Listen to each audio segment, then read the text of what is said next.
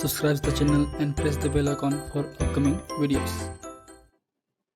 Hello friends, welcome to my channel Pharmacology Concepts by Rajesh Chaudhary, and in this video I will discuss about the model question paper for the B.Pharm 4th semester Pharmacology 1 which covers the unit number 2 General Pharmacology and the Pharmacodynamic। तो आज की video में हम बात करेंगे unit number 2 general pharmacology and pharmacodynamic के basic model question paper के बारे में, जिसमें आपके एमसीक्यूज होंगे, लॉन्ग टाइप और शॉर्ट टाइप क्वेश्चंस होंगे। So let start the topic. So first is the section 1 MCQ. So question number 1, the pharmacodynamic involves the following. Option A, information about the main mechanism of the drug absorption. Option B, information about unwanted effects, information about biological barriers, and information about excretion of the drug from the organism. So answer is the B, information about unwanted effects. तो drug effect की जानकारी हमको pharmacodynamic में मिलती है। बाकी जो option है वो फार्माकोकाइनेटिक का है। क्वेश्चन ए, ऑप्शन ए में आप कंफ्यूज मत होइए, यहाँ पे लिखा है information about main mechanism of the drug absorption. तो ये ड्रग एब्जॉर्प्शन के मेन मैकेनिज्म के बारे में बात कर रहा है, ना कि ड्रग के एक्शन के मेन मैकेनिज्म के बारे में। So option answer is the B. Question number 2, target proteins which a drug molecule binds are only receptors, only ion channels, only carriers, D all. So answer is the D all, क्योंकि जो आपके drug molecules हैं वो आपके receptors पे, enzymes पे, ion channels पे, proteins पे बाइंड कर सकते हैं, अपना इफेक्ट दे सकते हैं। So question number 3, the characteristics features of the competitive antagonist is a substance except. Question का मतलब है कॉम्पिटिटिव एंटागोनिस्ट के लिए कौन सा ऑप्शन गलत है। So interact with the receptors without producing effect, बिल्कुल सही है। It decreases the potency of agonist, ये भी सही है। Decreases the efficacy of agonist, ये गलत है। आपके नॉन कॉम्पिटिटिव एंटागोनिस्ट आपके एफिकेसी को कम करते हैं, जबकि आपके कॉम्पिटिटिव एंटागोनिस्ट पोटेंसी को ही कम करते हैं, एफिकेसी को वो इंटरफेयर नहीं करते। हम हाई डोज पे देंगे एगोनिस्ट का तो अपने आप मैक्सिमम इफेक्ट हमको मिल जाएगा। ठीक है। Question number 4, which is not a second messenger of the G protein coupled receptors. Option answer is the PIP2। ठीक है। बाकी जो मॉलिक्यूल्स हैं IP3, DAG और साइक्लिक MP, ये आपके सेकंड मैसेंजर की तरह काम करते हैं। आपके जो PIP2 है, फास्फेटिडाइल इनोसिटाइल डाइफॉस्फेट, ये प्रिकर्सर्स है, ये प्रिकर्सर है आपके IP3 मींस इनोसिटाइल ट्राइफॉस्फेट और डाइसेल ग्लिसरॉल मींस DAG का, जो कि GQPCR में इन्वॉल्व होते हैं। ठीक है। तो ये आपके प्रिकर्सर्स हैं, बाकी सब आपके सेकंड मैसेंजर्स हैं। साइक्लिक एमपी आपके GSPCR में काम होता है।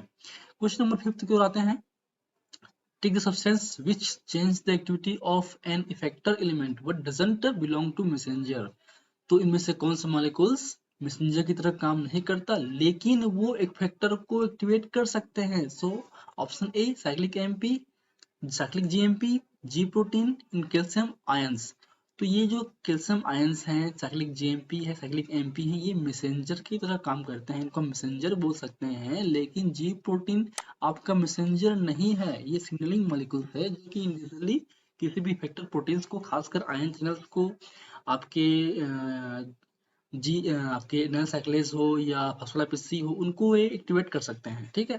तो ये आपके मैसेंजर नहीं है।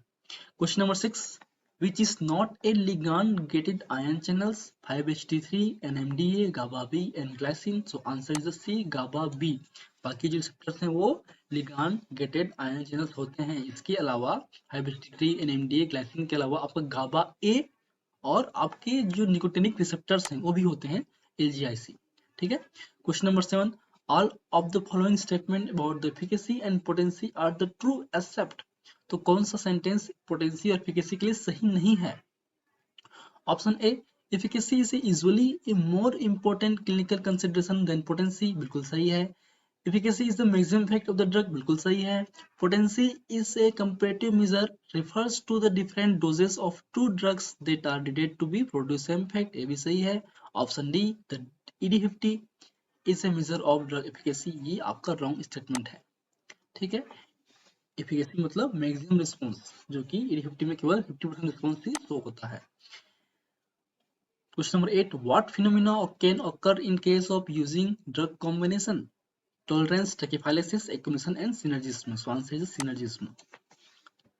ठीक है। Question number 9, if a if the two drugs are have the same effect taken together produce an effect that is equal in magnitude to the sum of the effects of the drug given individually, it's called additive effects. So answer is the C, additive effects. इसमें आप पढ़िए additive effects क्या माने हैं, super additive effects के क्या माने हैं और आपके जो synergistic effect के क्या माने हैं. ठीक है, हमने ऑलरेडी फार्माकोडायनामिक ड्रग इंटरेक्शन या फिर combine effect of the drug में डिस्कस किए हैं. Question number 10, therapeutic index is a ratio of LD50 upon AD50 and that is used to evaluate the safety and usefulness of the drug for indication. Answer इसका यही है. ठीक है, क्योंकि जो थेरेप्यूटिक इंडेक्स का जो यूज है वो हम सेफ्टी को इवेलुएट करने के लिए, यूजफुलनेस को इवेलुएट करने के लिए हम करते हैं. ठीक है, क्वेश्चन नंबर 11 पे आते हैं. Which is not regulate the calcium ion within the cells. Cells के अंदर में कौन सा मॉलिक्यूल्स कैल्शियम आयन को रेगुलेट नहीं करता. जीएस प्रोटीन करता बिल्कुल है, डाइडोनेट भी करता है, आईपीसी भी करते हैं, ग्लाइसिन नहीं करते. Glycine receptors are the ligand gated chloride ion channels. ठीक है, क्वेश्चन नंबर 12 आते हैं. Which receptors act via GQPCR. हमने ट्रिक बताया था आपको. आंसर है आपका ए 5HT2 रिसेप्टर्स. 5HT की बात करें तो 5HT की बात करें तो 5HT में मेजरली 4 होते हैं, जिसमें से जो 5HT3 है वो आपके LGIC है तो भूल जाइए, तो 5HT1, 5HT2 और 5HT3 तीन हो गए. इसका जो ट्रिक था वो था IPS ऑफिसर या फिर IQS. तो I मतलब GIPCR आपकी 5HT1 के लिए, 5HT2 के लिए, Q मीन्स GQPCR और 5HT4 के लिए GSPCR. ठीक है, सेम H2 के लिए इसमें 4 थे, QSII. तो इसमें जो H1 है Q है, GQ है, H2 है GS है, बाकी जो H3 और H4 GIPCR है, M2 आपके GIPCR है, B आपके GSPCR है. क्वेश्चन नंबर 13 आते हैं. Autophosphorylation can occurs in which drug bind with the enzyme linked receptors.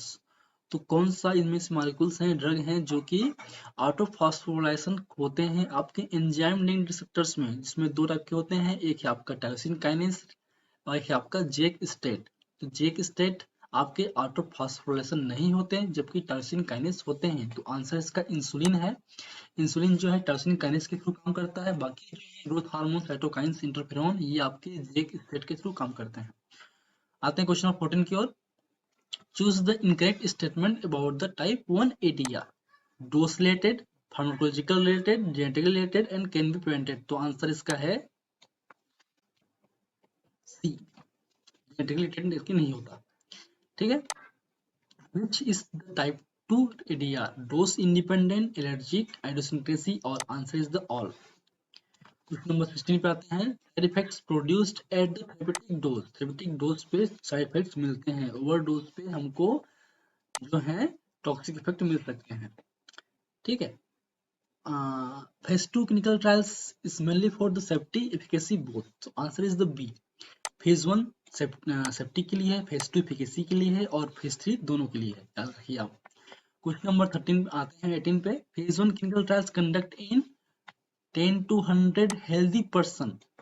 ठीक है, हम 10 to 100 हेल्दी पर्सन इसमें यूज करते हैं, क्योंकि आपके जो पेशेंट हैं ये भी आपका हेल्दी है, हेल्दी ही है, ये हो गया ऑप्शन. तो इसमें जो है हम फेज 2 में 10 to 100 to 300 पेशेंट यूज करते हैं. फेज 3 में आपके मोर देन 1000 यूज करते हैं. आते हैं 19 पे. Select the example of pharmacodynamic drug interaction. Drug interaction की बात करें दो टाइप के होते हैं, एक है आपका फार्माकोकाइनेटिक, एक है आपका फार्माकोडायनामिक. तो इनमें से कौन सा एग्जांपल फार्माकोडायनामिक का है. तो इसमें से जो 3 एग्जांपल्स होंगे वो काइनेटिक के होंगे, एक एग्जांपल होगा डायनामिक का, उसको हमको टिक करना है. तो option A, phenylbutazone increases the anticoagulant effects of warfarin by competing with the plasma protein. Kinetic का पार्ट है. Antacids decreases the absorption, मतलब काइनेटिक हो गया, most of the weak acid drug in the stomach. Probenecid increases the action of penicillin by competing tubular secretion, ये भी kinetic का part है. So answer is D. Aclofenac and the paracetamol combination enhance the antibiotic and analgesic effect. ठीक है, अब आते हैं number 20 की ओर. The rationality of the fixed drug combination should be based on certain accept such as. तो fixed drug combination के लिए कौन सा सेंटेंस जो है वो एक्सेप्ट या रेशनैलिटी होनी चाहिए। फिक्स ड्रग कॉम्बिनेशन मतलब दो ड्रग को हम कंबाइन करके देते हैं साथ में, जैसे कि बात करें aceclofenac plus paracetamol, ibuprofen plus paracetamol, है ना। तो ये फिक्स ड्रग कॉम्बिनेशन है।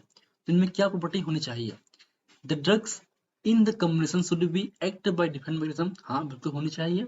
The pharmacokinetic must not be widely different, मतलब ये भी होता है क्योंकि जो फिक्स ड्रग्स कॉम्बिनेशन लेते हैं तो जो दो ड्रग हम मिक्स करते हैं तो दोनों के जो कंबाइंड जो कांटेक्ट प्रोफाइल है लगभग लगभग सिमिलर होना चाहिए। दोनों का जो एलिमिनेशन टाइम है, ऑनसेट ऑफ एक्शन है, ड्यूरेशन ऑफ एक्शन है, टी हाफ है, लगभग लगभग सिमिलर होना चाहिए, वीडी सिमिलर होना चाहिए, ठीक है, ताकि जो है टॉक्सिक इफेक्ट प्रोड्यूस ना हो, उनके एक्शन में इंटरफेयर ना हो।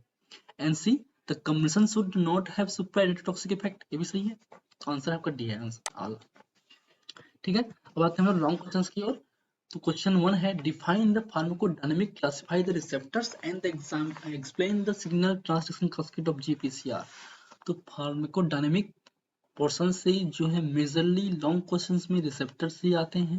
रिसेप्टर्स होते हैं 4 टाइप के, एलजीआईसी, एंजाइम लिंक्ड, न्यूक्लियर और जीपीसीआर।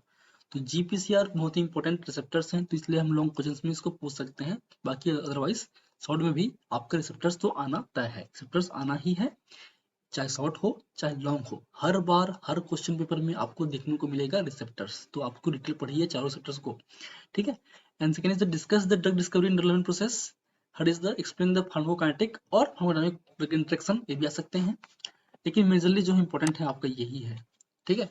आते हैं आपके सेक्शन पे, शॉर्ट क्वेश्चन पे। शॉर्ट में जो बनते हैं वो है आपके various mechanism of drug action, जिसमें आपके through the enzyme, through the physical property, through the chemical properties, through the receptors, ion channels, ये सब लिखना है आपको। प्रिंसिपल्स पे आपको जो स्टिमुलेशन है, डिप्रेशन है, साइटोक्सिक है, इरिटेशन है, ये सब लिखना है, ठीक है। एंजाइम लिंक्ड रिसेप्टर्स हो, न्यूक्लियर रिसेप्टर्स हो या एलजीआईसी हो, ये सब आ सकते हैं आपके शॉर्ट में। एडवर्स रिएक्शंस भी आ सकते हैं और फार्माकोकाइनेटिक और डायनामिक ड्रग इंटरेक्शन भी आ सकते हैं। So these are the basic questions from the unit number 2, general pharmacology and the pharmacodynamic. So if you like my videos, please press the like button, share with your friend, and any feedback, please comment on the comment section. That motivates me for the upcoming videos. In last, thank you. Keep watching.